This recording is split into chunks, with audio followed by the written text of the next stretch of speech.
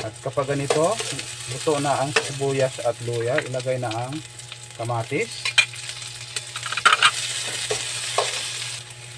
At ilagay na ang tanglad. Tubig. Naglagay lang tayo ng 4 na basong tubig. Takpan hanggang sa kumulo.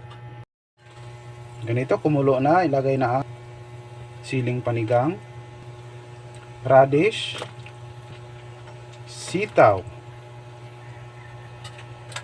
asin,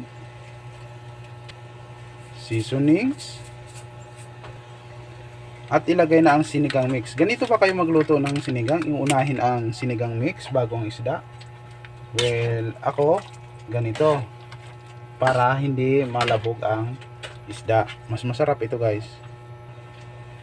Takpan hanggang sa kumulo at maluto ang mga gulay. Ilagay na ang bangos.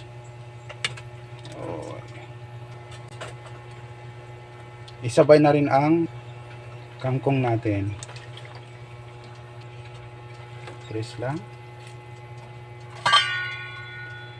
Takpan hanggang sa kumulo. Tikiman ha.